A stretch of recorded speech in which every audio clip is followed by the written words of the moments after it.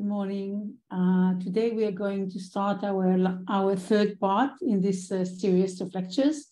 And it's going to be a little bit different because I want to speak a little bit about the history of AI. You know, if you don't know where you're coming from, you don't really know where you're going to. So this is just, you know, a perception that we have here in Israel. So I thought I'd like to share with you a little bit about the history. And what does it mean for us, and what are the basic assumptions and I think context that we're working in what is really framing our thinking about AI. So bear with me. I'm going to share my slides. So here we go. So first of all, I want to show you a little bit of my my personal, you know, this is a short list of the people that I admire within the AI community, the people who build this wonderful tool. So not now, but hopefully we will find some time, and then I will be able to give you, I can give on each of them, you know, a lecture of 1 hour at least. But I just want to say just a little bit regarding Ada Lovelace. When you ask people when AI is with us, usually people are saying 10 years, 20 years, sometimes people are saying 60 years. But the first person, or I should be more accurate and say the first woman that ever created AI was Ada Lovelace. And she wrote the first code at 1848. Around this time, she also wrote her vision regarding what she called smart machines. She was calling it poetic scientist. Can you believe? Poetic science, can you believe? And she thought that she already imagined that AI, these machines, will be able to do all the magical things that we people can do with our imagination. And it was totally in contradiction with what was her mentor looking for and aiming, Charles Babbage, which was really looking for a way to automate calculation, not more than that. So she was going beyond that. And she said that, for example, machine will be able to write poetry, music, or create a beautiful tapestry with wonderful colors and shapes and patterns and so forth. So can you imagine a woman is sitting like nearly 200 years ago, and she was quite sick. She died at a very early age, like unfortunately many of the geniuses that us as human race have, and that's it. So I give my tribute to Ada Lovelace, and I think it's also important due to the fact that right now technology in general, but especially AI, is being considered as dominated mainly by men. And so it's not what the history is telling us. And we're going to go and talk in a second about another wonderful lady that had huge impact on the AI. So we'll see. I think there is always, Geneviève Bell is always saying that there is a prehistory of any kind of history that is being told to us, and that understanding the prehistory is crucial to really understand the fundamentals, the sources of anything that is being built. So I think Ada Lovelace was also, you know, a hidden figure in the history of technology and AI, and what we should tribute to her getting back into our, I would say, common conscious is Alan Turing, which put her on a pedestal and said, she is my mentor, she is my teacher. And he was even arguing with her, which I think it's beautiful in any case, because the fact that in his imagination, he was capable of arguing with her beyond the veil of death. So I think it's beautiful that he cherished her memory so deeply that he was even willing to argue with her long after she's gone, because she had such an enormous influence on his way of thinking and his advance in the science of AI. So we are going to speak about Fei Li in a second. So this is the other woman I'm going to mention. So, but when we're looking about the history, so we had the Dartmouth conference, which was led by John McCarthy. And there they coined the term artificial intelligence. We should, right now for us, it sounds horrible because everything which is considered artificial is meaning it's not natural, it's not authentic, it's exactly the opposite. But think about this age when, you know, everything which was artificial was considered the outcome of beautiful usage of science, and the plastic bags, you know, were the head of the pyramid when we're talking about human achievement. So it was a total different era. So this is how it stands for. And then you see we have winters and we have ups and downs of AI.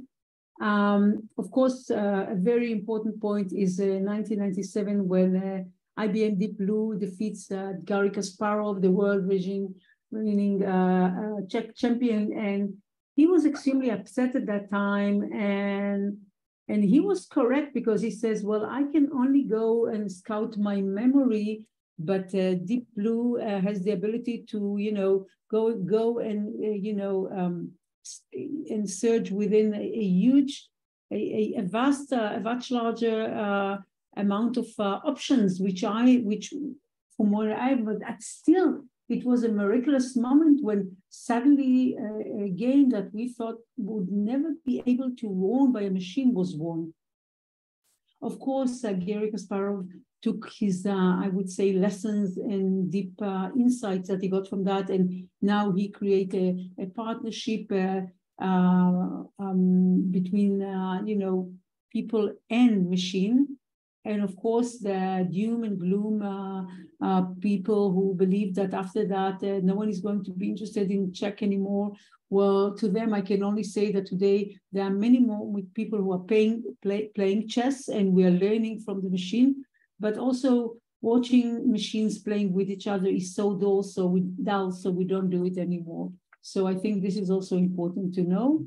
And now I want to go a little bit between the lines after 2010, and I want to show you after of course the one of Jeopardy, but which was interesting, but I want to go a little bit further into time, and I want to speak with you right now about Faith Ely.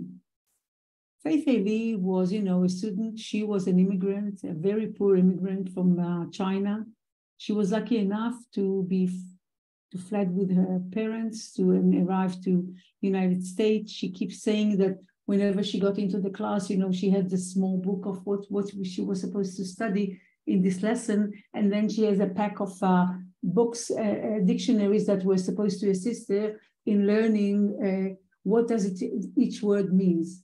But if we, fast forward, we find her as a student of what we call, it was called, then it wasn't AI, of course, it was, I think it was called any kind of technological, I forgot the name, I'm sorry. So she was saying, so computer science, it was computer science, forgive me.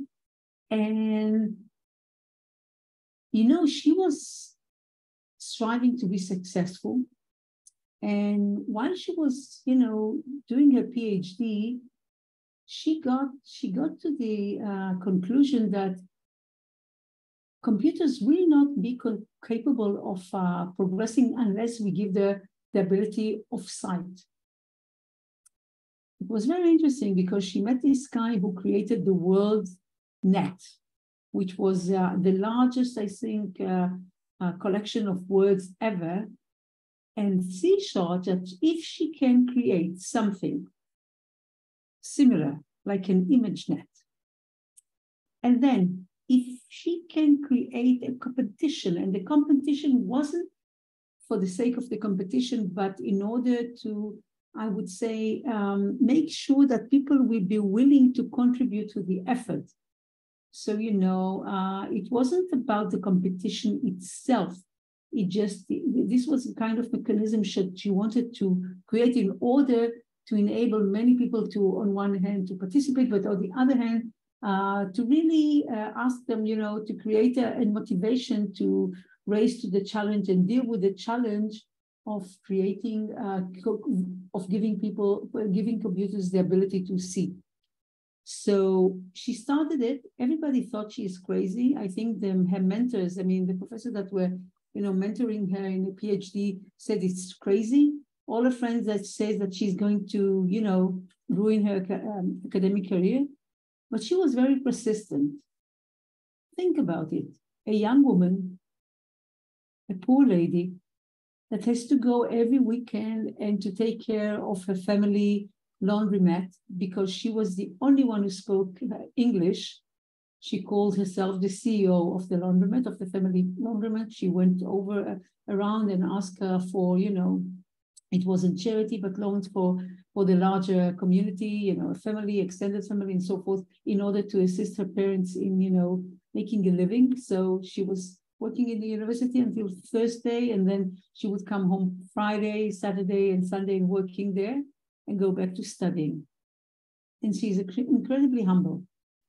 And well, the first 3 years, nothing really happened. But then in the fourth year, as Head Lipson, I love to quote, and I love quoting him when he says that two students from his class came in and says, something happened. We cut into half the difference between what we were capable before and what we could have done before. And what does it mean? And what we can do right now? Look, until 2012, if I'm not mistaken, it was the 30th of November, 2012, as Hod Lipson says, remember this date, it might be the date that we are going to have the Independent Day of a new species that was conceived. He says, until then, we were capable of, computers were capable of recognizing only up to 72% or 75%, but no more than that. So, being capable of doing around 75%, it's a good tool if you want to even to, win the lottery or work in the stock market. But none of us would have liked to get into a car that is only 75%, accuracy in seeing what's happening in the landscape. So at this stage, the computers couldn't distinguish between the child and, this fire hose or whatever it is. So, but after that, look at this, already a year later, we are moving very, very, very quickly. And you see, we are coming at 12, we are dropping into 16.4. A year later, we're dropping to 12.2, and then that's it. 15, 20, sorry, at 16, we stopped.